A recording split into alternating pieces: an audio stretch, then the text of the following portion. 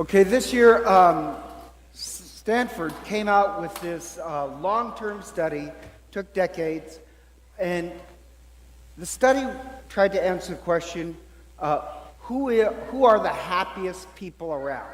And so they did these multiple-year studies, and I'm a huge nerd, and I love this study. It just amazed me. So, who do you think are the happiest? And they divided people into different age groups, and the ones that consistently turned out to be happy are actually the oldest generation, which is really stunning because, that's when you have the most amount of problems, really. And yet they turn out to be the happiest. And so, they thought, well, maybe it's due to limited mental abilities or something. But that turned out to be untrue. And what they found out is that the younger generation, just as a contrast, the younger generation, they'll take more risks. They're caught up in a lot of drama. But the older you get, when you get to what's called a short horizon view, which really means you don't have that long to live, once you get to that vision, that a lot of people are kind of able to let go of past injuries. They forgive quicker. They avoid trivialities.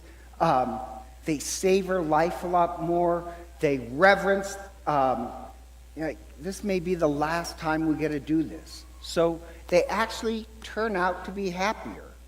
Just kind of shocking. And the study showed two paradoxes. And just in case you don't know, and paradoxes is when two opposite things are true at the same time. And the paradox is this: the older generation is the happiest, and yet they're the ones who have declining health, has lost somebody the most, usually suffering. And the paradox is that you could be the happiest of your life and still have the most amount of problems. The second paradox I like as well is that you may be the happiest of your life, but the older generation, more than the younger generation, are able to hold two opposite feelings at the same time. And what that is this. What I mean by two opposite feelings is that you can be incredibly happy, right? You can be incredibly happy and sad at the same time. Where if, you're at a granddaughter's wedding, you're incredibly happy, and yet there's a lump in the back of your throat and a small tear because you realize this may be the last wedding. This may be the last graduation, the last time you get to hold this child, and so you hold two opposite feelings at the same time. And what's that called, in case you're wondering? Where you have happiness and a kind of sadness at the same time. That technically is poignancy. And so older people, they can be happy and poignant at the same time. And I just love this study because, think about this. Now, I'm generalizing. Some people, they have fun. If you're a bitter person when you're younger, some people, they just don't get the short horizon view, and they will stay bitter till the day they die. But the thing that changes people the most towards really gaining a sense of perspective and forgive, let go of the minor things, is actually this vision of a short horizon.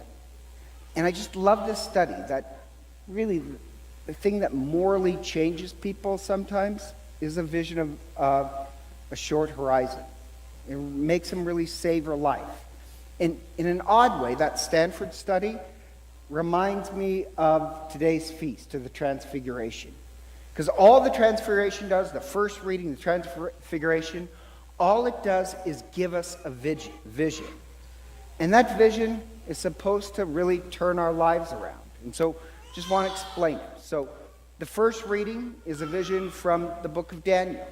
In Daniel, it's time of persecution, they're in exile, and how does God turn it around? He gives Daniel this vision, not of a limited horizon, but of eternity. And he gets to look at eternity, and he sees heaven, and in heaven there's God, but the title for God is, and I love this, The title for God is The Ancient One of Days, or it could be translated The Ancient One Before Days Began. But I love that. God is the Ancient One of Days, and God is pictured as light and fire, and all those symbols in the book of Daniel, it means God is a source of wisdom, God is a source of community, God is a source of compassion, and all life is being drawn to God. And what's drawing us to God, and also around the Ancient One of Days, is a circle of true community. And what's drawing them into true community is the quote-unquote Son of Man. And the Son of Man is this figure that's going to draw us human beings into this circle of community. And the book of Daniel is written in two languages, Hebrew and Aramaic. So the Son of Man is how you say it in Hebrew. In Aramaic, it's the human one. And the Son of Man, he's going to come and draw all humanity into this great circle. In the book of Daniel, he gives them these visions that when it will happen is there's 4 times Israel will be dominated by different empires. And on the 4th one, the Son of Man will come. And he will suffer, but he'll draw us into this circle. And the 4th time Israel is conquered is actually the Roman Empire. So at the time of Jesus, they knew that the Son of Man was about to appear because it was a 4th one. But just in Daniel, the thing that turns Daniel around and give the people hope is actually just this vision of this is where their life is going. So you can make it through suffering and loss because our life is headed a certain way. Just the vision helps.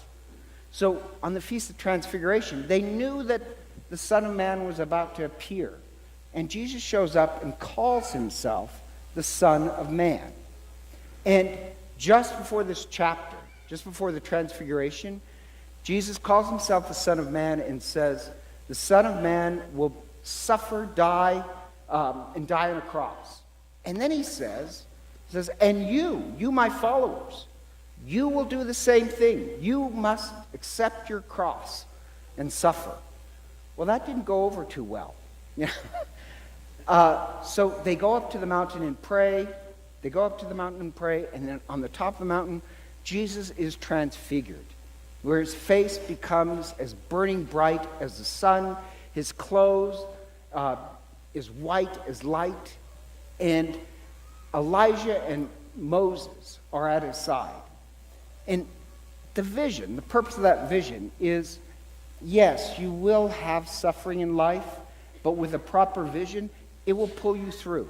This is where your life is headed. And it shows up in this bright light, saying the Son of Man. If you know the book of Daniel, it's proclaiming Jesus is the Son of Man. He is going to draw us in to this great circle of community.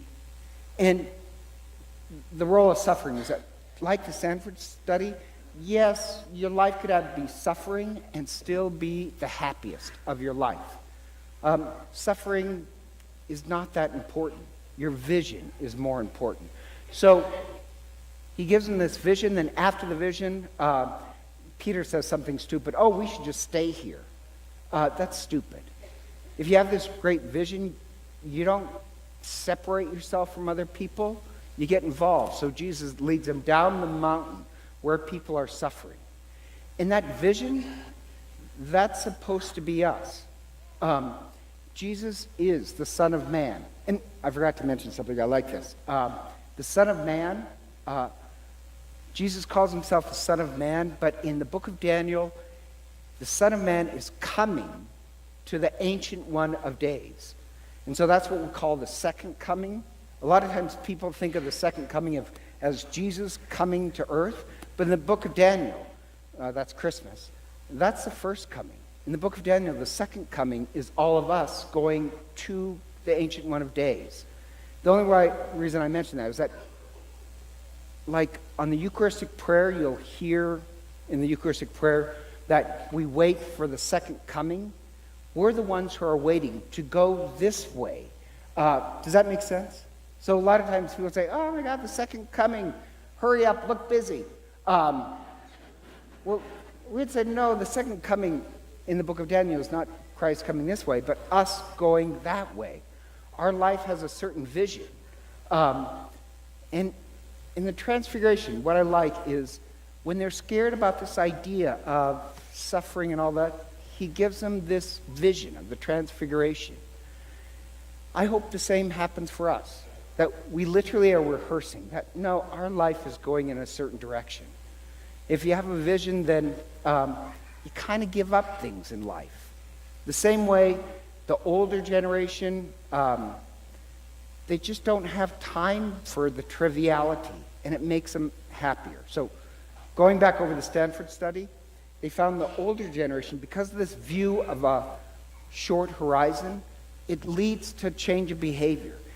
They forgive. They give up on the trivialities. They reverence life. And it makes them happier.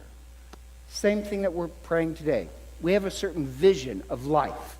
Not short term, but eternal. You know, we want to give up on holding grudges and pettiness and fear of suffering so that we can truly savor life.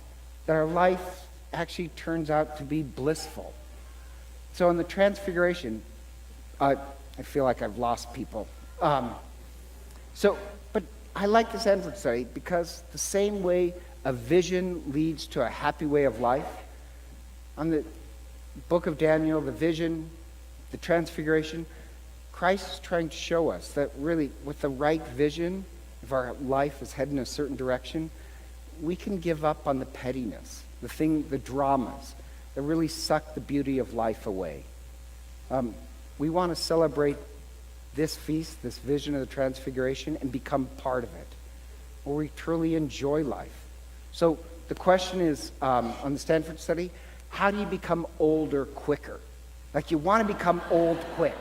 No, seriously, you want to become old quick. How do you do that? With the right vision. That's what the Transfiguration gives us. And so, together, let us stand and profess our faith.